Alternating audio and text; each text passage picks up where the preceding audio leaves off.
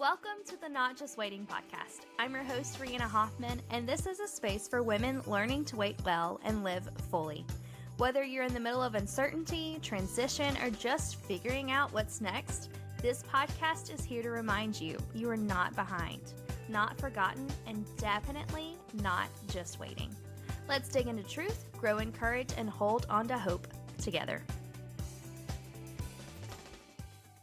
Hey friends, welcome back to the Not Just Waiting podcast. Today, I'm joined by Kristin Wilson, a flower preservation artist who believes that every petal, whether wilted or wonderful, tells a story.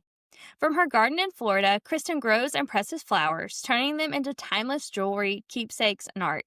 She has a special gift for pressing bridal bouquets and teaching hands-on workshops, helping people preserve life's most meaningful moments, while also learning to appreciate the season of life in nature.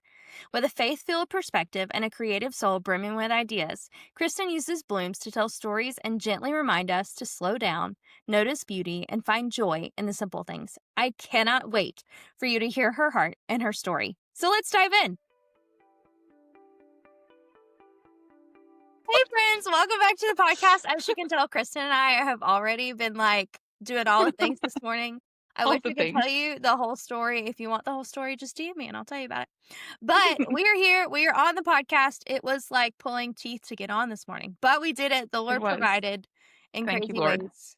Yes. So, welcome to the podcast. I'm glad you're back again, but not again. You're back for the first time, like the first time. Multiple time today. First time, best time.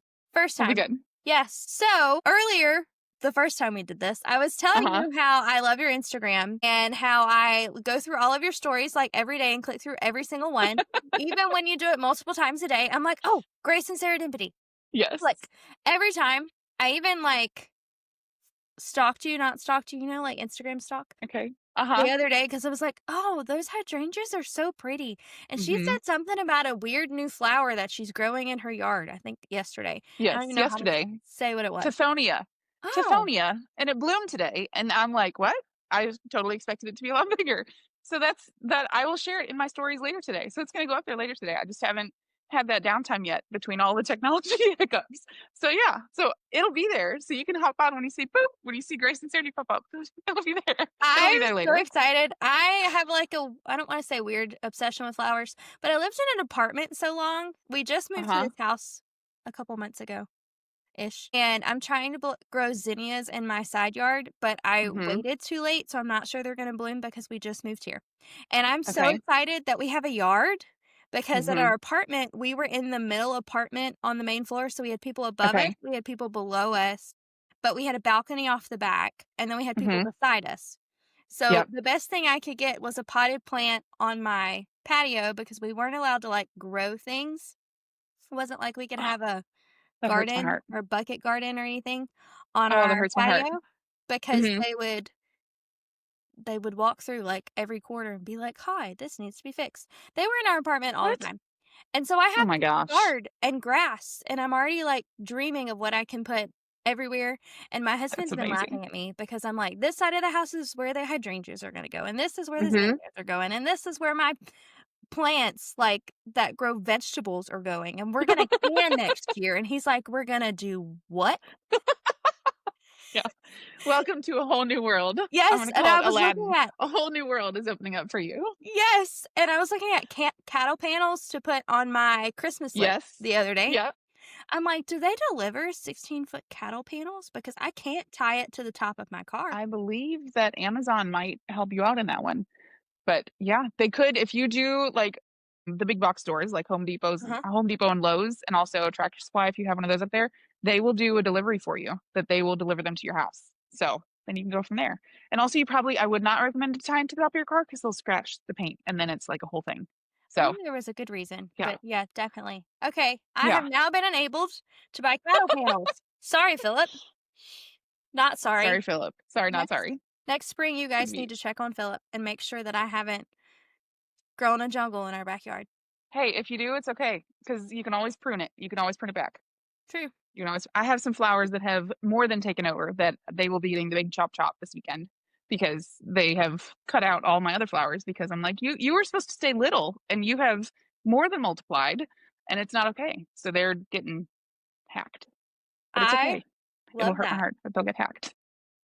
I love I that. have to. I have to because I have to make room for the fall plants that I bought that are just hanging out on the back porch because there's not a space for them right now because one plant has decided to overgrow. It's the zinnias that I planted from one bitty bitty pot, and it's now like 2/3 of my garden. So yeah, it's a great garden. It's just that one plant is like, haha, we're gonna take over and do all the things. It's very frustrating as a gardener, but that's okay. It is what it is. I love it, and I aspire to have that kind of yard. It might Okay, really be dangerous next year. I'm like, my brain just it's went not a like, bad we thing. have this much space on this side and this much space on this side and Yes. this much space in the back. There might not be a backyard. There might just No, be.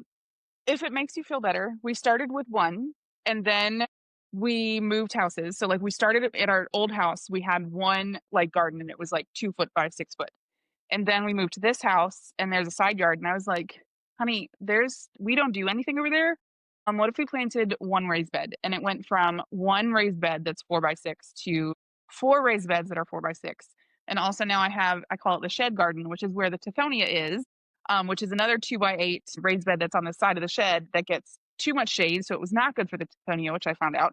And then also we've had a trampoline in our backyard and our kids have outgrown it. And my husband took it down this weekend and he was like, do you want to plant a shade garden? And I was like, yes, yes, I do. I said, I do not want more grass. I will gladly have a shade garden. So now it's going to be, and the back patio and the front patio are also like potted plants out the wazoo.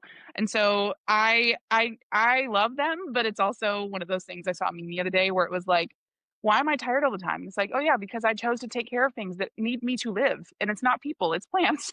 It's like, I understand this entirely because yeah, it's like, that plant's drooping, got to go water it. And then I also have severe ADHD. So it's like, well, if that one needs to be watered, then all the other ones need to be watered. And before I know it, like 3 hours in, dripping sweat because I live in Florida. And literally today it's still 94 degrees.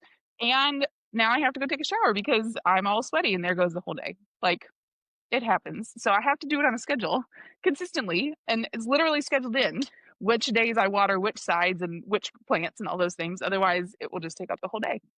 So yeah, there's a I whole we could have a whole, like, 3-4 hour long podcast if we wanted to about just this.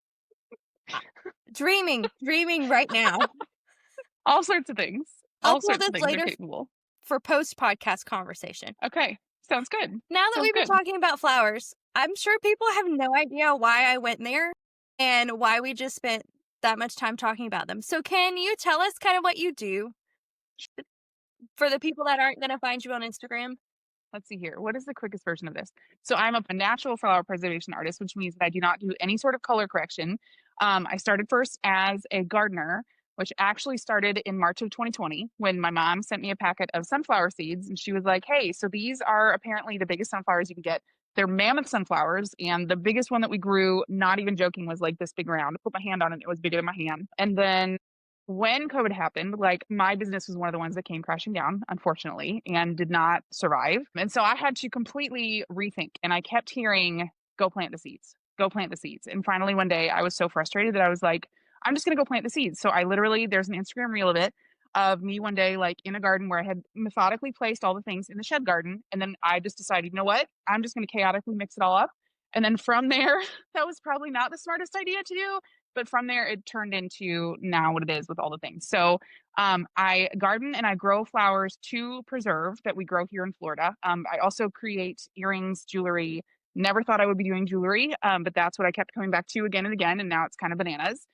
I also do bouquet preservation for brides. And that is my absolute terrifyingly favorite thing to do because there is no fixing it. Like you have to know your pressing methods well. And I teach press flower workshops here. So it's kind of all the things. So I do markets, bouquet preservation, and teach press flower workshops along with creating items from the backyard garden that I grow. So yeah, I hope that that was a good explanation. I can kind of squirrel a lot with that. So I hope that that was okay. That was a great explanation. And I'm sure Okay. all of our listeners were like, ooh, because that Yeah, sounds like a really cool job.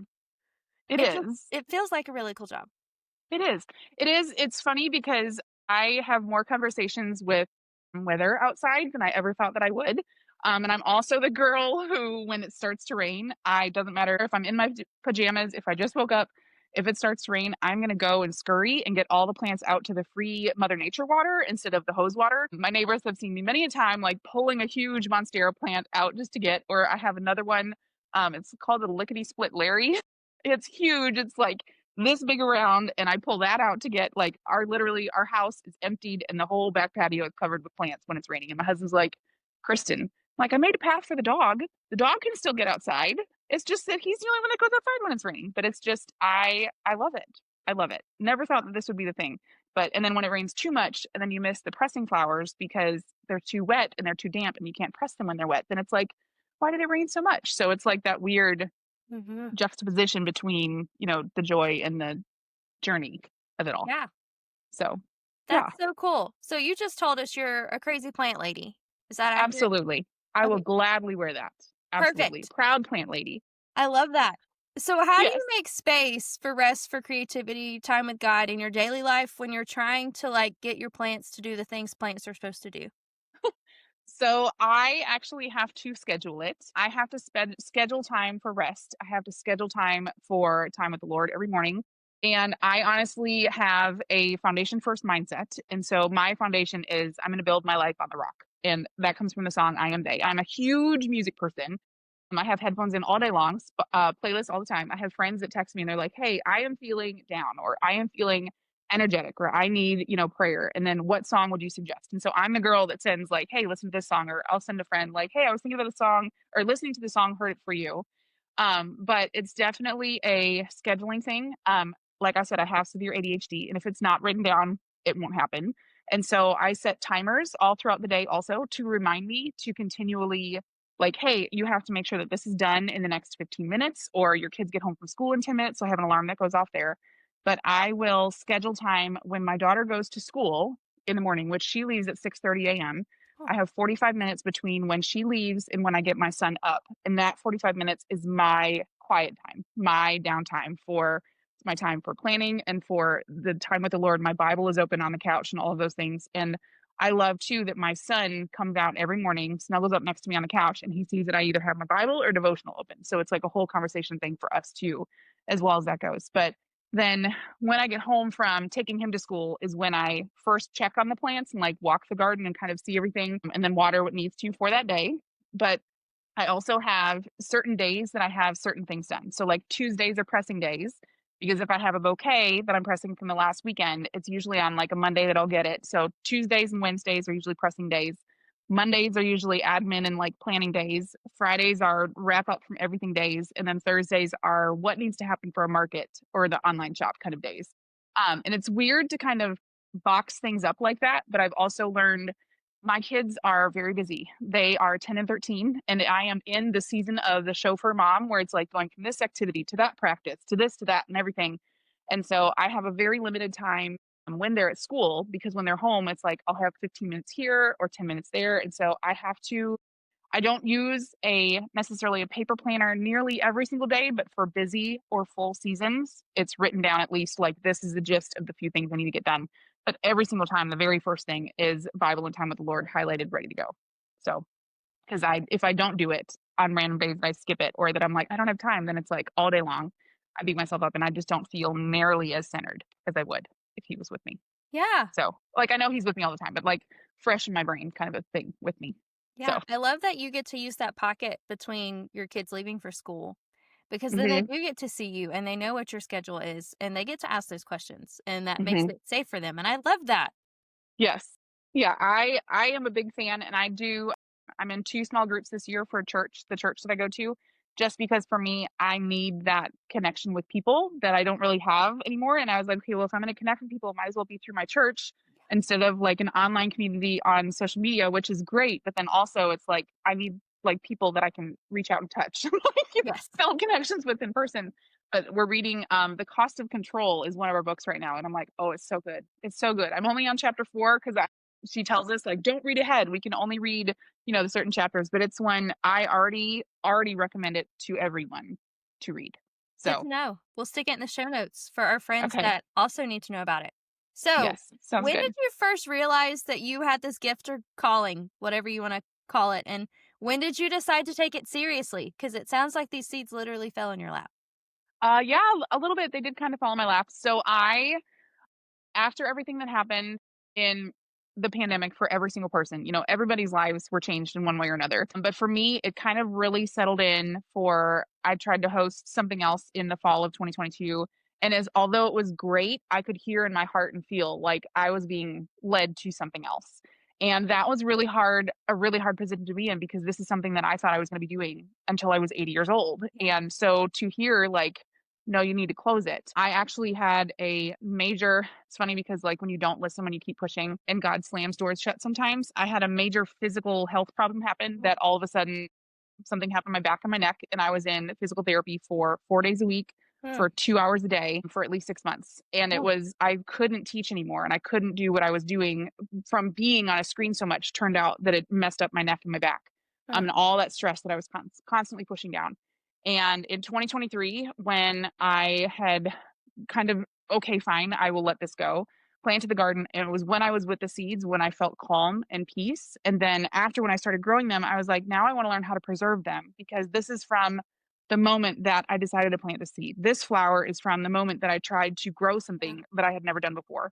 And then from that, I actually launched a very teeny tiny collection before I was actually ready because I just wanted to see how it would go. And then from there, I was like, wait a minute, hold on. My heart's pitter pattering in a way that I feel like this isn't just a passion thing. This is, hey, there's something deeper in this.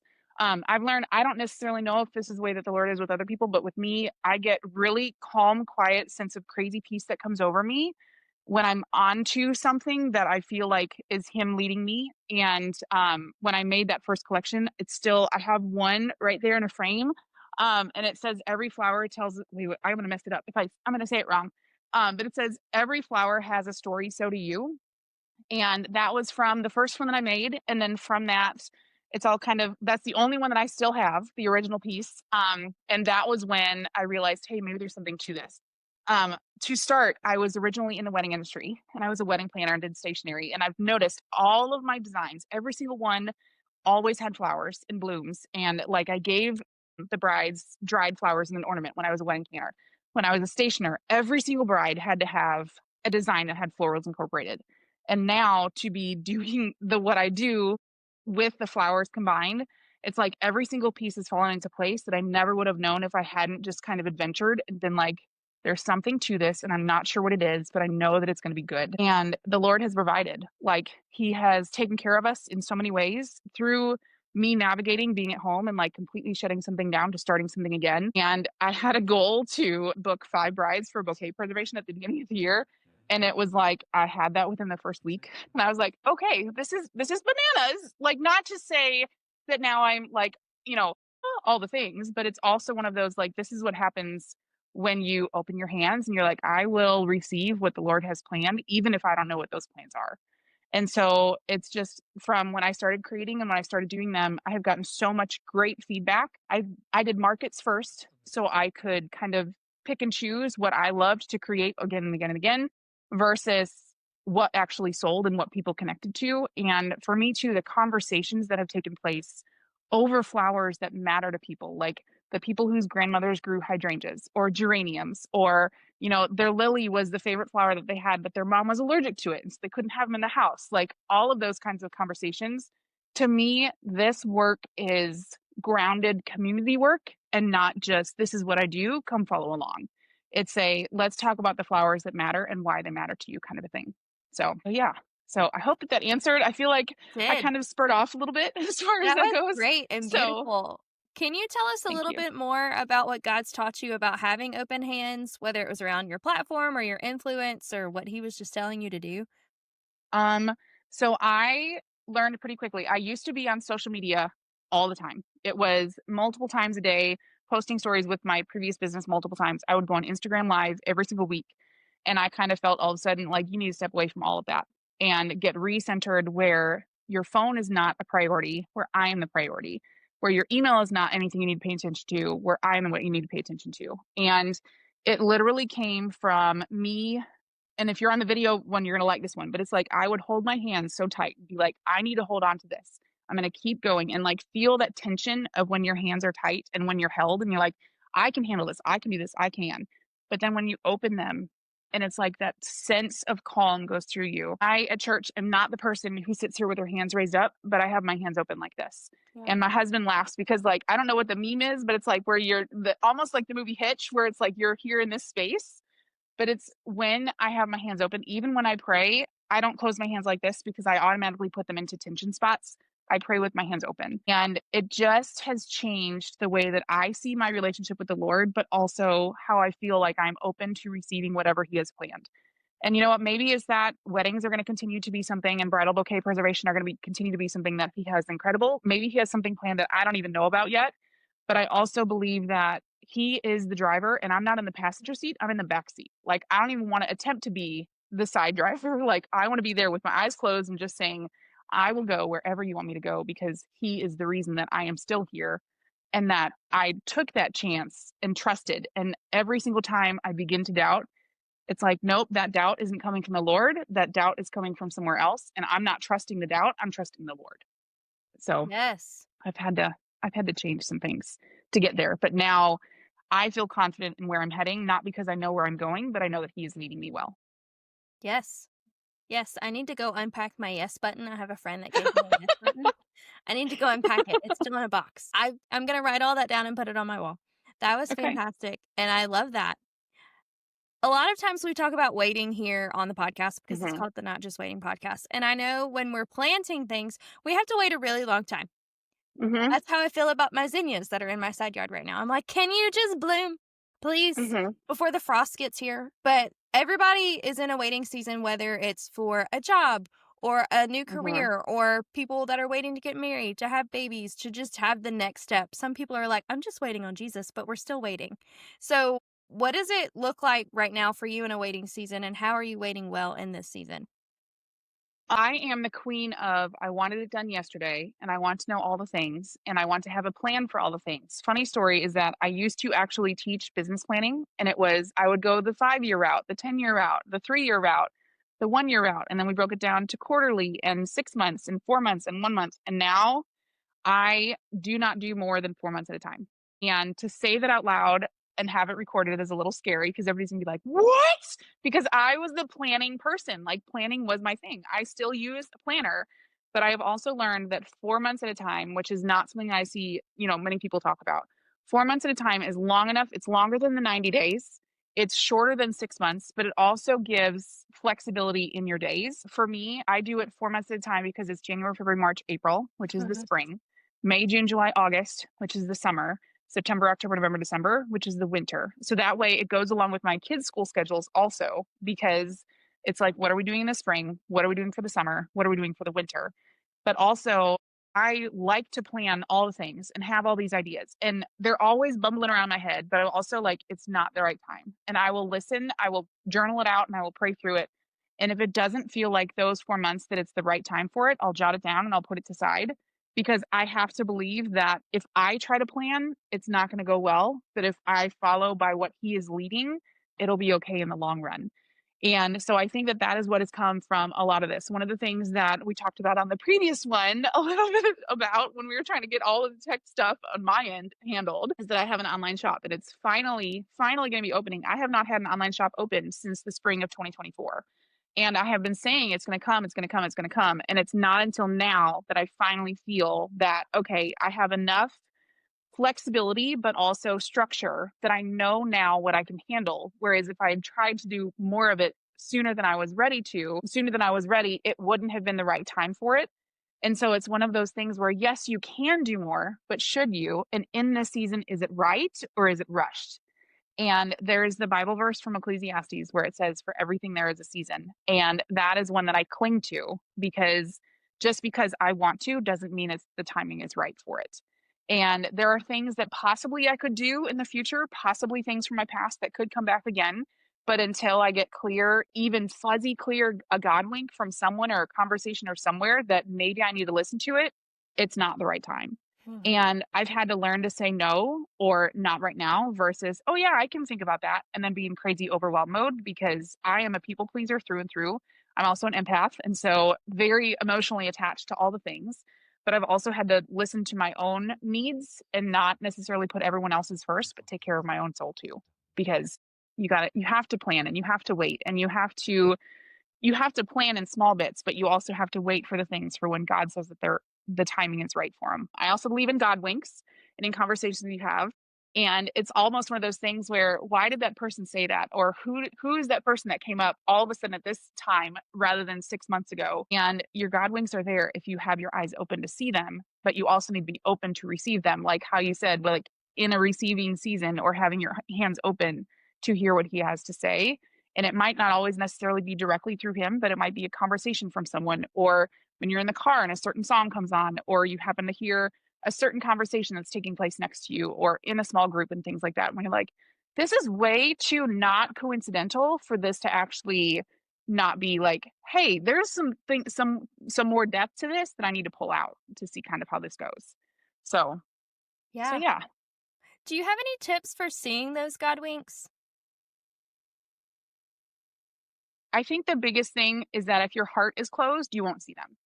If your heart is open to what he has for you, and if you kind of go through life with, this is going to be one of those days where I might hear from him, I might not, or it might be a quiet whisper versus a loud speak.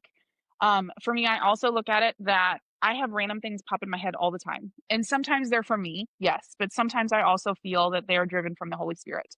And for example, this past weekend, I decided to do a market at the last minute, like literally Friday night at 8 o'clock. I decided I was doing a market, and I've prepped everything so well now that it takes me 30 minutes to load my car and then get everything done. And so it's no longer for the most part, hey, I'm doing a market for this weekend. So all Thursday, Friday, I'm out of commission, and then I'll see y'all later. The nice thing too with flower preservation, you can't do things. You have to do things ahead of time. You can't just do them the night of. But on that, it's kind of one of those, like, if you don't listen to your gut is not necessarily your gut. It's usually the Holy Spirit that's guiding you and trying to get you to listen. And if you aren't paying attention to what's around you because you're so focused on one particular thing, you might not see that something even better is right next to you because you have blinders on instead of being open to what could possibly be happening next. So, but that market ended up being one of the best markets I've ever done. And it was one that I didn't plan for. And it was just a last minute thing. And it's like, okay, like this is really interesting how this is working in this season where it's like, I will trust and I will let go. And if my husband says it's okay, because with our kids and with sports, I'm one of those that I want people to say, hey, let me check with my family to make sure it's okay versus I'm just going to go do this and everybody else needs to be okay with it. But I also believe that, supporting your family is really important, and to kind of figure out what is a friction and what is something that's fantastic for y'all in the long run of things. Because if it is something that is constantly friction here and there and everywhere, it's not necessarily something that's going to be good for anybody. Yeah, So absolutely. You've given us some really good insight today, just for the record. I Is hope there so. anything else you want to share with us? Keeping hands open has changed everything. Like praying with hands open instead of closed has changed everything for me, because I feel like when I have my hands open, I am ready to hear and receive, versus when they're tight, all I can think about is all the things that I'm stressed about, that I'm praying so hard, but you never know what you're meant to endure. And just because you followed, a Christ-like life does not mean that life is going to be easy by any means. But the more open you are to receiving whatever he has in store for you, even if it's not had any idea what you thought even if it's not anything that you thought originally would have been planned, chances are it's going to be something that's even better. So, That's so good. yeah. Thank you so much for sharing with us today. You're amazing. You're welcome. And Thank we need you. to be friends in real life, and I'll get on that Yes. in a minute. Friends that are listening, be sure you go to the show notes. You're going to see the link to her Instagram. It's Grace and Serendipity, right? I'm not crazy? Grace and Serendipity. I look at it every day, but I just wanted to make sure. So you Yes. need to go click the link, because I'm going to link it for you, and it's going to pop up on your screen, and you're going to see all the beautiful art that she does. And you need to go buy stuff when her shop comes up that I'm really excited about. Remember, Mom, you need to buy me stuff for Christmas, just in case. Yes. I don't remember if I said that today or if I said that in the first episode. I think that was the first one with hey. It's but so yeah, good. Mom, you're so listening. Good. I know you're listening because you give me a comment every week, and everyone else needs to be like my mom and comment and tell us what you like and subscribe and do the things. But Mama, for real, I really want some stuff from Grace and Serendipity. So if you're like me and you're like, oh, pretty things, for real, go buy stuff from Grace and Serendipity. Otherwise, it has been a joy and a privilege, and make sure you pop on over to not only see her pretty stuff, but say thank you to Kristin for joining us today. Otherwise, Absolutely. it has been fun. I can't wait to do this again, and we will see everybody next week. Bye, friends. Yes, we will. Bye, y'all. Hey friend, before you go, I want to remind you to take courage right where God has you. To celebrate my birthday week, the Take Courage sweatshirt is 20% off through October 15th. It's a cozy, wearable reminder to trust God in the waiting and walk boldly in faith. You can shop the sale now at the link in our show notes and use code BIRTHDAY20 at checkout. That's 20% off through October 15th, because waiting well looks good on you. Thanks for listening to the Not Just Waiting podcast. I hope today reminded you that even in the in-between, God is working and you are not alone. If this episode encouraged you, would you share it with a friend? And don't forget to hit follow so you never miss a moment of truth, hope, and real conversation. You can find me on Instagram at reanna.ivy.hoff and join the community over on Substack for deeper reflections and weekly encouragement. Until next time, take heart, friend. God is in the waiting with you.